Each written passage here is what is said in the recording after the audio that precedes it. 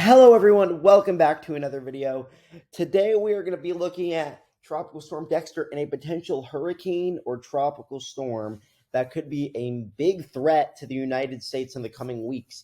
And so I know this is the first video I've made in like 4 months. I know we've had, or obviously Dexter, so we've already had 3 tropical systems, but 2 of those were really quick and not a threat to land, so they really weren't a video because they were too quick and like I couldn't even, and that they weren't even noticed in the models in the days before. And the third system I did not think was going to form. It was not catched by the model, so I didn't have time to make a video on it before it made landfall. So I'm sorry about that. But without further ado, let's get started. So to start off, we have Tropical Storm Dexter, 40 miles an hour. I'm pretty sure it's weakening, or it's just stagnant in strength. And it's moving northeast at 12 miles an hour. So it's not really a threat to land, a pretty good sized tropical storm wind field, but overall it's going to stay away from any like the Northeast or Atlantic Canada. Overall, not going to be a risk there. Now there could be some rip current risks. So I would be careful if you're going to the beach and you're in this region.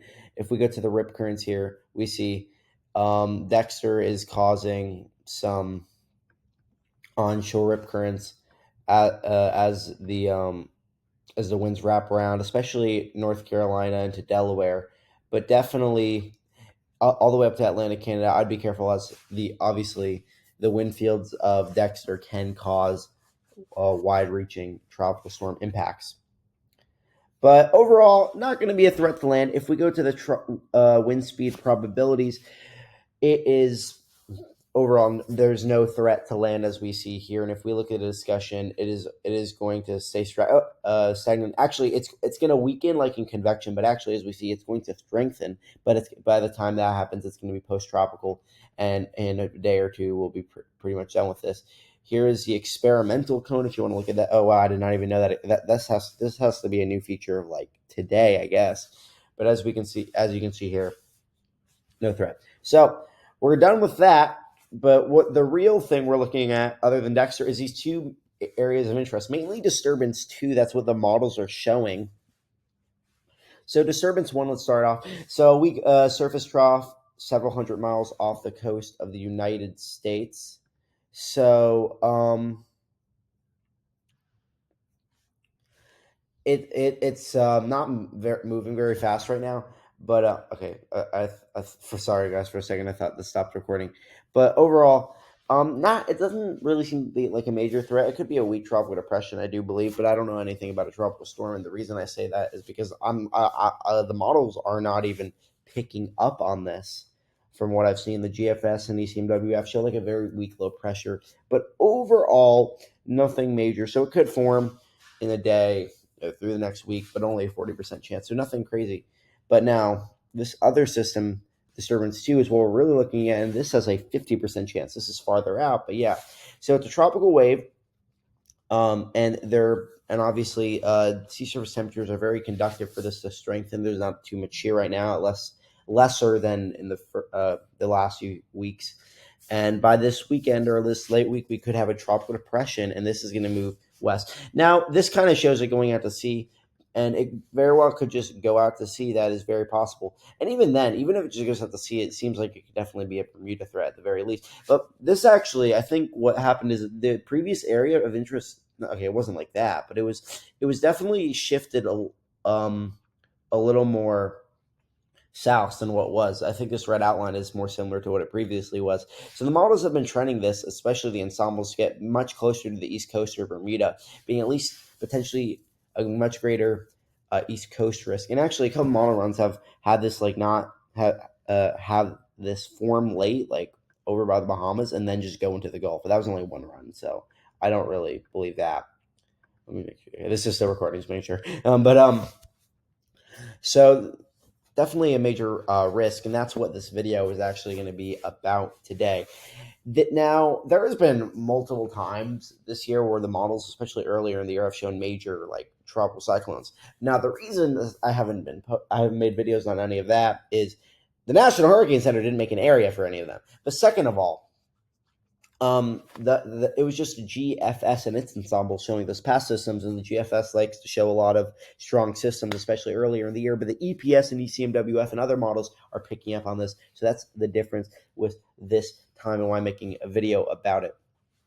And again, I know I said I'd make a video for every tropical cyclone risk. I am now, as you see. I will be posting common updates, especially because this is a land risk, whether it is or not. It's just, though it seems like it definitely could be to Bermuda or the East Coast or maybe even in the Gulf.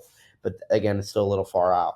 But again, sorry for the first two systems. They were so quick and they were out to sea and the models didn't pick up on it. So it didn't really warrant a video because it was just immediate and then they were gone. And then that third system, I didn't think it was going to form. So I wasn't going to make a video about it if I didn't think it was going to form. And by the time it did form, I didn't have time to make a video before landfall. Anyway, sorry for the yapping. So let's go to the look at the sea surface temperatures. So widespread over 30 degrees Celsius, very warm. Usually this is contained to the Keys and Northern Caribbean, but definitely very warm for any Gulf activity. But mainly we're going to be looking at the MDR and as the system goes towards Bermuda and up the East Coast, where widespread 29 to 30 degrees Celsius water is very warm for hurricane and major hurricane development, even if it's just a tropical storm. Because I forgot the name, to be honest with y'all, but storm that hit South Carolina was very weak and not much forecasting was done on it. It was mainly a flooding threat. But we could have a more developed tropical storm at least, or a hurricane or major hurricane with widespread impacts, depending on where the system goes. This is the first real threat of the year, I would say. Again, it's very far off. It could be absolutely nothing, and it could go out to sea. It could be a major hurricane landfall in the U.S. All options are open here. Still very far out. No scenario is specifically likely. But I am saying that if a low pressure or this tropical system were to head towards the East Coast, or at the very least be a threat to Bermuda, there's ample waters for it to either pass close enough and have a large wind field to where it could prompt warnings and watches, or to where it can make landfall somewhere and be a strong system anywhere from a tropical storm to a hurricane. Actually very organized system. We haven't had a lot of organized systems this year, but for example, like Tropical Storm Dexter is probably our first like more organized system this year, I do believe, because the system that hit the Carolinas formed like right here, and I just immediately hit, and it was like 60 miles an hour, but it was very disorganized. It was mainly a flooding threat. Couldn't really forecast it. But anyway, enough about that system because I keep talking about it. So now we're going to go onto the models. And if we refresh this actually, okay, good. I'm glad that did not stop the recording. But we're only up to about, we're not at the full run yet, but we're going to take a look at this run and then we'll go to 60. Actually, GFS runs have been pretty consistent on this system, which is very rare. So that's why I'm making the video before the 12Z finishes, because I'm pretty confident with the 60 and 12Z being somewhat similar. But again, I'm going to be keeping updates on this system as it's more farther out. So I'll actually be able to see the forecast of the system coming, and I'll be able to keep you updated consistently. So stay tuned for that, instead of the system forming right off the coast and then dying immediately, or just forming and then dying one day later. So whether it goes out to sea or not, I'll keep giving y'all consistent updates. Anyway, so as we see, we do flagging out. We do see the system right here. If y'all cannot see that, we're on the MSLP here, which is like pressure. We do see it. Here going towards the East Coast. Second. It's not strengthening a lot, but the GFS is still showing something. If we look at the precipitation here, you can see it better there. Now, I think compared to 60, this is actually weaker. Yeah, it's more north and weaker. That's why I'm not saying like major hurricane or anything. So GFS has been on and off about like how strong the system will be. But definitely something to watch. We actually go to 0Z. It was much like out. It was more out to sea, as you can see there. It did affect Bermuda there, as you can see. But again, that was all the way this morning, so we're not looking at that. But as you can see, pretty consistent on the system. But if we go to 60, which is what we're looking at, we do see how kind of hugs the Caribbean islands almost, and then it goes near the Bahamas. Probably nothing crazy there, but really we see rapid intensification as it heads towards the Carolinas, which is the major thing here. And actually, I'm going to change the region here if I can get. Hopefully, they have an East Coast region. We don't, but we have a Southeast region, which we'll do. So let's go to the wind here. We're gonna look. Do we have? Okay, we have miles. Okay, we do see as a system approaches, nothing major for the Bahamas. And by the way, these yellows. Okay, yellow doesn't mean tropical storm sustained winds, but this orange right here, where my mouse is, that's tropical storm force. And all the way up here, when you get into pink, that's hurricane force sustained. So we see nothing crazy, though we do clearly see a hurricane force winds very clearly. 105. So the GFS is showing a Category 3 hurricane. I am curious, is that nope, 101, 101. 87. So it does rapidly intensify as it gets closer to the coast. And 108. So this shows it strengthening up till landfall. And we do see hurricane force winds in the Carolinas and tropical storm force conditions sustained well inland into the Carolinas and even into the northeast as we see still a hurricane there. And tropical storm force sustained winds inland even there, but then it's dying out and then the system clears out. So and then we see something down there, the GFS, but that's in the long range, so nothing crazy. So really, definitely a notable risk according to the GFS for the East Coast. So the exact track is very uncertain, but I would like to say that no matter what happens, it could be any sort of risk. It could be tropical storm. It could be major hurricane risk. So, like I've said, now I would say at least a tropical storm risk. Sustained winds, obviously, tropical storm conditions are measured in sustained winds. Sorry, everybody. I'm sorry for the cut. Somebody came in. Anyway, so obviously a very wide range of potential impact risks from tropical storm to major hurricane. I would lean on the lower end just because models sometimes tend to overestimate things, but you never know.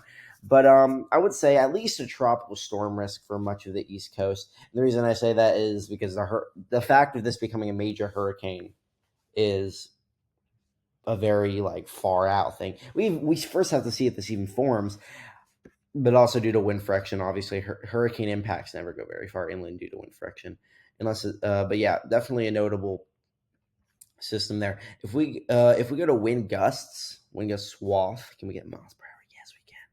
Okay, 34 knots is just green is tropical storm force, and around this red is hurricane force, and then you get into the pink is major hurricane force. I will say, gusts do not show major hurricane, tropical storm impacts. Those are measured in sustained winds only. This is just showing high gusts. So we go here, we can see very high gusts, up to 117. So I think it's towards Category 4 gust. All this black and pink and even the high reds is hurricane force gusts, so very high. But much so very high gusts, hurricane gusts potentially up to New Jersey. Again, this is a very far out thing, though the sustained winds is what matters, and there could be a widespread amount of tropical storm force winds for the East Coast and inland. So again, you see there. This is what we're really watching. This right here. So we'll see what happens with that. Sorry for staying on the GFS a lot. It's just showing a strong system. So obviously I'm going to talk about it for a while. We've been on this for a while. If we go back to can we go back to the we're going to go back to the oceanic regions, and as we see, if we go to the Caribbean, doesn't even show a tropical storm quite yet on the GFS for that, but we'll see what happens there. Now we're going to go to the ECMWF, which actually is a little more interesting. So we're going to go to 0Z. So the ECMWF shows the system coming out of this could be a completely different system, honestly, but it just comes out of the MDR and then it goes right to the Caribbean and probably into the United States. So an interesting scenario there. It does show a major hurricane if I'm aware. Whoa. Here, let me go to the wind gust swath. Yeah, it shows 185 knot wind, so I would say that's a Category 5. So I would not trust that, but ooh, wow, that is a strong hurricane. That would be horrible if that happened, but I don't think that will happen. I think 130 knots is a Category 5, so that's actually a very rare time where the ECMWF shows a stronger system than the GFS. But yeah, definitely an East Coast risk there. So overall, if I can just go back to the U.S. regions again. Oh wait, they have an East Coast region. Let's go. So I would say the main risk is going to be for the Carolinas up into New Jersey, based on recent runs, and ensembles, which we'll get to in a second. But yeah, we'll see on that. But Bermuda could be at definitely a good risk, though. It's very uncertain. We'll see. Now let's go to ensembles, which actually the European ensembles show much more than the GFS ensembles. So we do see a lot of them show it going into the Gulf as a tropical storm or hurricane. So definitely a risk there, as well as the East Coast, showing them go up the East Coast. But these ensembles are more scattered, so we'll see what happens there. But really, the GFS really shows two scenarios, which is it goes into the Gulf like that, or it shows it going up the East Coast. There is not the GFS ensembles aren't showing as much scenarios like it. The only about half to less than half of the GEFS ensembles actually shows the system, so that's why I'm a little more iffy on where this is going to go. But the ones that do show it, you see following those tracks, show it going towards land. Not many show it going out to sea, but not many ensembles show it, like I say, so we'll see where that goes. If we go to the EPS ensembles, they show much more, as we see.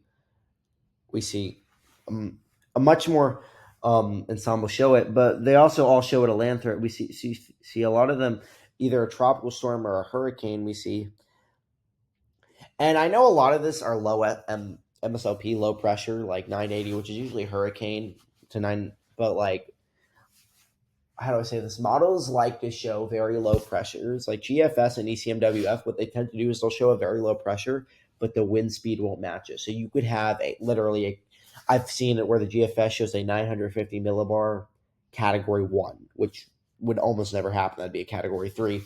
But yeah, that's why I just want to say that not all these ensembles aren't all showing like Category 4 hurricanes. Some of them are clearly, but not all of them. So I don't want to make it seem like that. So a lot of the ensembles showing tropical storms or hurricanes, well organized ones at that, going towards land. As we see here, let's see all of these just all across the board. Tropical storms, hurricane, no matter what, they're organized and they're going to be a land threat.